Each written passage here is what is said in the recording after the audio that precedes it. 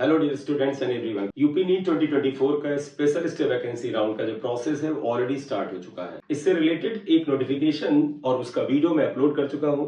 एक और notification more clarity के लिए डीजीएमई यूपी ने अपनी वेबसाइट पर 21 नवंबर को डाला था।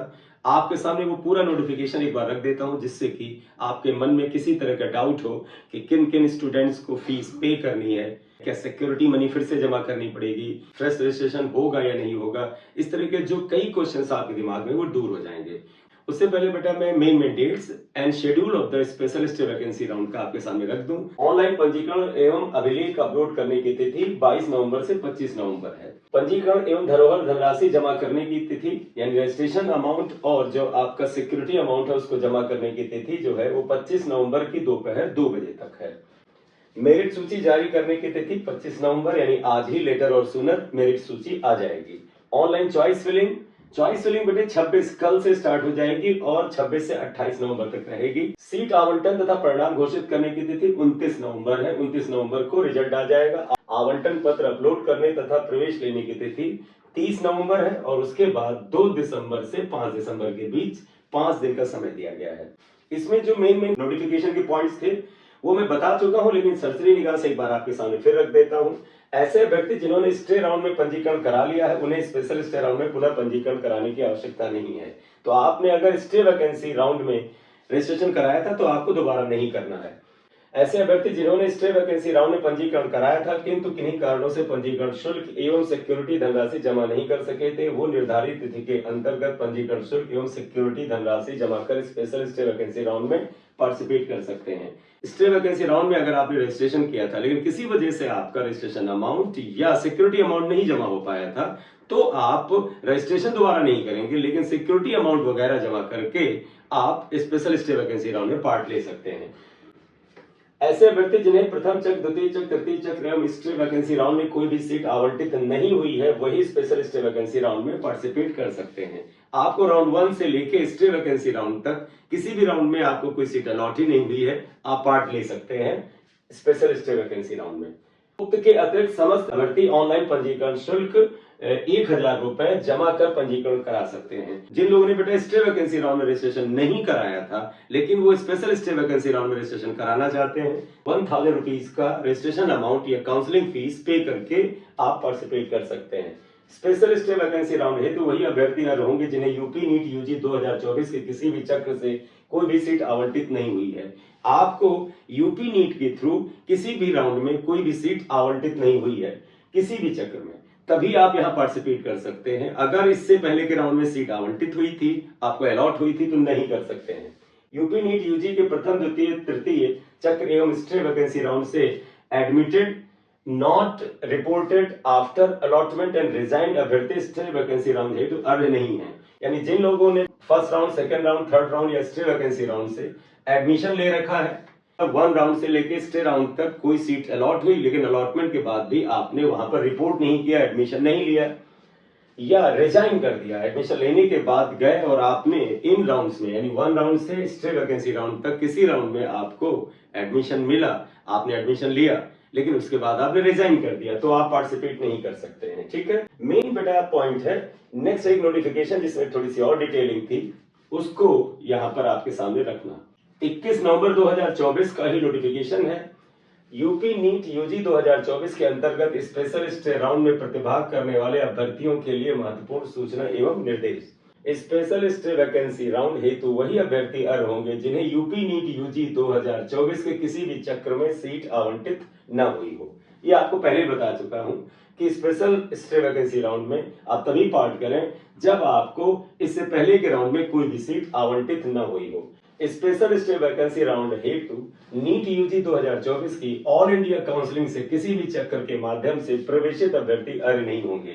ये भी इंपॉर्टेंट पॉइंट है। ये पॉइंट कह रहा है कि ऑल इंडिया कोटा से जो एमसीसी की काउंसलिंग हो रही है उस काउंसलिंग के थ्रू अगर आपने किसी भी सीट पर प्रवेश ले रखा है यानी अगर आप ऑल इंडिया कोटा से कोई सीट पाते हैं और आपने एडमिशन ले रखा है, वहां पर सीट को होल्ड कर रखा है, तो आप यहाँ नहीं पार्ट ले सकते। ऐसे अभ्यर्थी जिन्होंने स्टे वैकेंसी राउंड में पूर्व में पंजीकरण कराया था, उन्हें स्पेशल स्टे वैकेंसी राउंड में पुनः पंजीकरण कराने की आवश्यकता नहीं है। किंतु यदि किन्हीं कारणों से पंजीकरण शुल्क एवं सिक्योरिटी धनराशि जमा नहीं कर सके थे, तो निर्धारित तिथि के अंतर्गत पंजीकरण शुल्क एवं सिक्योरिटी अमाउंट जमा कर स्पेशल स्टे वैकेंसी राउंड में पार्टिसिपेट कर सकते हैं। अगर आपने स्टे वैकेंसी राउंड में रजिस्ट्रेशन कराया था और उसमें फीस वगैरह जमा कर दी थी, तो दोबारा आपको स्पेशल स्टे वैकेंसी राउंड में रजिस्ट्रेशन कराने की जरूरत नहीं है। लेकिन अगर रजिस्ट्रेशन तो आपने स्टे वैकेंसी राउंड में कराया था, किसी वजह से फीस नहीं जमा कर पाए थे, तो आप रजिस्ट्रेशन अमाउंट और सिक्योरिटी अमाउंट जमा करके स्पेशल स्टे वैकेंसी राउंड में पार्ट ले सकते हैं। ये पॉइंट ऑलरेडी पिछले नोटिफिकेशन में भी था, लेकिन यहां पर भी लिया गया है। ऐसे अभ्यर्थी जो पूर्व के चक्रों या राउंड्स की काउंसलिंग में प्रतिभाग नहीं किया है एवं ऐसे अभ्यर्थी जो पूर्व के चक्रों या राउंड की काउंसलिंग में प्रतिभाग नहीं किया है एवं प्रथम बार स्पेशल स्टे वैकेंसी राउंड की काउंसलिंग में प्रतिभाग कर रहे हैं, उन्हें नियमानुसार पंजीकरण शुल्क सिक्योरिटी धनराशि जमा करना अनिवार्य होगा एवं पंजीकरण धनराशि किसी भी दशा में वापस नहीं किया जाएगा, अर्थात नॉन रिफंडेबल होगा। तो ऐसे स्टूडेंट जिन्होंने बेटे इसके पहले किसी राउंड में पार्ट ही नहीं लिया है एवं पहली बार स्पेशल स्टे वैकेंसी राउंड में पार्ट लेना चाहते हैं, तो वो इसमें प्रतिभाग कर सकते हैं, पार्टिसिपेट कर सकते हैं। केवल आपको बेटा रजिस्ट्रेशन अमाउंट जो कि 1000 रुपए है और सिक्योरिटी अमाउंट जो है वो जमा करना होगा। रजिस्ट्रेशन अमाउंट बेटा नॉन रिफंडेबल होता है, वो आप जानते भी हैं, वो रिफंड नहीं होता है। प्रथम द्वितीय और तृतीय चक्र एवं स्टे वैकेंसी राउंड की काउंसलिंग में पंजीकृत एवं अनआवंटित ऐसे अभ्यर्थी जिनके द्वारा पूर्व में धरोहर राशि जमा की गई है, उन्हें स्पेशल स्टे वैकेंसी राउंड की काउंसलिंग में प्रतिभाग करने हेतु पुनः धनराशि जमा करने की आवश्यकता नहीं है। तो अगर आपने बेटे इसके पहले राउंड 1, राउंड 2, राउंड 3 और स्टे वैकेंसी राउंड में पार्टिसिपेट किया था और आपने वहां पर सिक्योरिटी मनी जमा कर रखा था, लेकिन अभी तक आपको कोई सीट मिली ही नहीं है इसके प्रीवियस राउंड्स में, तो आप स्पेशल स्टे वैकेंसी राउंड में बगैर सिक्योरिटी मनी को डिपॉजिट किए हुए पार्टिसिपेट कर सकते हैं। आपको पुनः सिक्योरिटी मनी डिपॉजिट नहीं करना है। यूपी नीट यूजी 2024 के प्रथम द्वितीय तृतीय एवं स्टे वैकेंसी राउंड की काउंसलिंग से बीडीएस पाठ्यक्रम में प्रवेशित अभ्यर्थी स्पेशल स्टे वैकेंसी राउंड के एमबीबीएस पाठ्यक्रम की चॉइस फिलिंग हेतु अर्ह होंगे। ऐसे अभ्यर्थी नियमानुसार राजकीय तथा निजी क्षेत्र के एमबीबीएस पाठ्यक्रम हेतु देय धरोहर धनराशि नियमानुसार ऑनलाइन माध्यम से जमा करना सुनिश्चित करेंगे। ये बेटा एक अच्छा पॉइंट है। अगर आपको बीडीएस की सीट अलॉट हुई है यूपी काउंसलिंग के थ्रू, चाहे वो बेटा प्राइवेट इंस्टीट्यूट में हुई हो चाहे गवर्नमेंट इंस्टीट्यूट में हुई हो, और आप चाहते हैं कि स्पेशल स्टे वैकेंसी राउंड में एमबीबीएस की चॉइस फिलिंग करें, तो आप कर सकते हैं। तो जिनके पास बीडीएस की सीट है वो एमबीबीएस की सीट के लिए चॉइस फिलिंग कर सकते हैं। ये एक ऐसा पॉइंट है जो बीडीएस वालों को राहत देता है, क्योंकि आपने सीट होल्ड कर रखी है, फिर भी आप चॉइस फिलिंग जो है एमबीबीएस के लिए कर सकते हैं। हाँ, आपको ऑनलाइन माध्यम से सिक्योरिटी मनी जमा करनी होगी, धरोहर राशि जमा करनी होगी। सिक्योरिटी अमाउंट कितना है वो यहाँ पर दिया हुआ है, ऑनलाइन मोड में ही ये जमा होना है। राजकीय क्षेत्र की मेडिकल तथा डेंटल सीटों हेतु 30,000 रुपए की सिक्योरिटी मनी जमा होगी गवर्नमेंट कॉलेज की एमबीबीएस और बीडीएस के लिए। निजी क्षेत्र की मेडिकल सीटों हेतु बेटा 2 लाख रुपए की सिक्योरिटी मनी है और प्राइवेट क्षेत्र की जो डेंटल सीट्स है उनके लिए 1 लाख रुपए की सिक्योरिटी मनी जमा करनी होगी। तो गवर्नमेंट एमबीबीएस या बीडीएस के लिए आप चॉइस फिलिंग करना चाहते हैं 30,000 की security money, private MBBS, private BDS, government MBBS, government BDS सबके लिए चॉइस फिलिंग करना चाहते हैं तो 2 लाख रुपए, और अगर आप प्राइवेट बीडीएस की चॉइस फिलिंग करना चाहते हैं और साथ ही साथ गवर्नमेंट एमबीबीएस और गवर्नमेंट बीडीएस को भी, तो 1 लाख रुपए जमा करना होगा। ठीक है। काउंसलिंग में प्रतिभाग करने वाले अभ्यर्थियों को विशेष रूप से सलाह दी जाती है कि धरोहर धनराशि जमा करते समय अपने स्वयं के बैंक खाते का उपयोग करें। बेटा ये तो शुरू से आपको प्रिकॉशन लेने के लिए कहा जा रहा है कि अपने ही अकाउंट से सिक्योरिटी अमाउंट वगैरह जमा करें। किसी दूसरे के अकाउंट से अगर आप किसी वजह से जमा करते हैं तो उस समय प्रॉब्लम आती है जब सिक्योरिटी अमाउंट आपके अकाउंट में वापस करना होता है, क्योंकि वो उस बंदे के अकाउंट में जा सकता है। इसलिए अपने ही अकाउंट से सारा ट्रांजेक्शन करें। नीट यूजी 2024 में अर्ह अभ्यर्थियों को पंजीकरण के समय इस वेबसाइट पर अभिलेखों को ऑनलाइन सत्यापन हेतु किसी एक नोडल सेंटर का चयन करना होगा। आप इस वेबसाइट पे जाएंगे, अपने डॉक्यूमेंट के वेरिफिकेशन के लिए एक नोडल सेंटर सिलेक्ट करेंगे, वहां पर लिस्ट दी गई होगी। अभिलेखों के ऑनलाइन सत्यापन हेतु अभ्यर्थी द्वारा निम्नलिखित अभिलेख इस वेबसाइट पर अपलोड किए जाएंगे। जब आप रजिस्ट्रेशन वगैरह करते हैं तो डॉक्यूमेंट्स को अपलोड भी करना होता है। कौन से डॉक्यूमेंट्स अपलोड करने हैं? हाई स्कूल की मार्कशीट एवं प्रमाण पत्र, दूसरा इंटरमीडिएट की मार्कशीट, आरक्षण से संबंधित समस्त प्रमाण पत्र, यानी अगर आप आरक्षण क्लेम करते हैं तो OBC, SC, ST, EWS, ex army person, NCC, freedom fighter, PWD यदि लागू हो तो इन सबका सर्टिफिकेट देना होगा अगर एप्लीकेबल है। डोमिसाइल सर्टिफिकेट अगर जरूरत हो। आरक्षण अन्य पिछड़ा वर्ग, अनुसूचित जाति, अनुसूचित जनजाति एवं आर्थिक रूप से कमजोर वर्ग संबंधी समस्त प्रमाण पत्र उत्तर प्रदेश शासन द्वारा निर्धारित प्रारूप पर सक्षम अधिकारी के द्वारा निर्गत होंगे।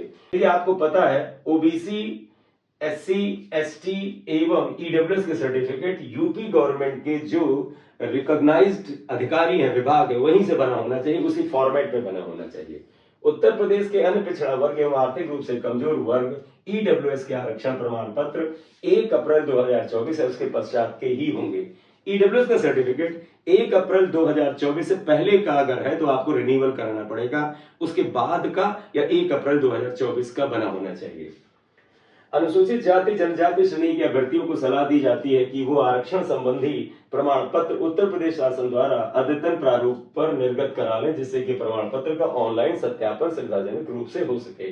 तो बेटा एससी और एसटी के लिए भी कहा गया है कि वो अपने सर्टिफिकेट को स्टेट गवर्नमेंट के अकॉर्डिंग उनके प्रारूप पर उनके अधिकारी के द्वारा बनवा लें, जिससे कि जब आप अपलोड करें तो उस समय प्रॉब्लम ना हो। भारत सरकार के अधीन पदों पर नियुक्त हेतु प्रस्तुत किए जाने वाले प्रमाण पत्र के प्रपत्र पर आरक्षण प्रमाण पत्र मान्य नहीं होगा। गवर्नमेंट ऑफ इंडिया का अगर आरक्षण प्रमाण पत्र आपके पास है तो वो यूपी स्टेट की काउंसिलिंग में मान्य नहीं होगा, उसके लिए आपको यूपी स्टेट के काउंसिल अधिकारी से ही बनवाना होगा। उत्तर प्रदेश राज्य के अतिरिक्त अन्य राज्यों के आरक्षित वर्ग के अभ्यर्थी अनारक्षित श्रेणी में माने जाएंगे। ऐसे अभ्यर्थियों को आरक्षण का लाभ अनुमन्य नहीं होगा। यूपी के अलावा किसी अदर स्टेट के आप कैंडिडेट हैं और आप एलिजिबिलिटी क्राइटेरिया में आते हैं तो आपको आरक्षण का लाभ नहीं मिलेगा। अगर आप किसी विशेष कैटेगरी से संबंधित हैं तो यूपी से बाहर के निवासी होने की वजह से आपको आरक्षण का लाभ नहीं मिलेगा। आपको just like the unreserved student, unreserved candidate treat किया जाएगा। यदि कोई अभ्यर्थी स्ट्रे वैकेंसी राउंड से आवंटन के पश्चात प्रवेश नहीं लेता है तो ऐसे अभ्यर्थियों की जमा धरोहर धनराशि जब्त कर ली जाएगी तथा यूपी नीट यूजी काउंसलिंग 2025-26 के लिए प्रतिबंधित कर दिया जाएगा। आपको स्पेशल स्टे वैकेंसी राउंड में कोई सीट अलॉट हो जाती है तो उस पर एडमिशन लेना आपके लिए अनिवार्य होगा, मस्ट होगा। अगर नहीं लेते हैं आप एडमिशन तो आप 2025 की जो काउंसलिंग है उसमें आप पार्टिसिपेट नहीं कर पाएंगे। यूपी स्टेट नीट की काउंसलिंग की बात कर रहा हूं। ठीक है बेटा, तो आपको ध्यान रखना है कि अगर आपको सीट लेनी ही लेनी है तभी चॉइस फिलिंग करिएगा। डाउट हो तो मत करिएगा, नहीं तो 2025 का एग्जाम भी आप नहीं दे पाएंगे। और सारी बातें डिटेल पढ़नी है तो आप वेबसाइट पर जाएं या इनका जो ब्रोशर है उस पर पढ़ सकते हैं। ये पूरा नोटिफिकेशन है यूपी नीट से रिलेटेड। इसमें सारी बातें बताई गई हैं कि एलिजिबिलिटी क्या है, कौन एलिजिबल है, क्या सिक्योरिटी अमाउंट है, कितना रजिस्ट्रेशन अमाउंट है, रजिस्ट्रेशन अमाउंट किसको जमा करना है, क्या फ्रेश रजिस्ट्रेशन होगा, वगैरह वगैरह सारी बातें आपको इस वीडियो में बताई गई हैं। तो बेटे अगर आपके मन में अभी भी कोई क्वेरी है तो आप कमेंट बॉक्स में पूछ सकते हैं। Thank you very much for watching video. This is M Singh sir. Thank you very much.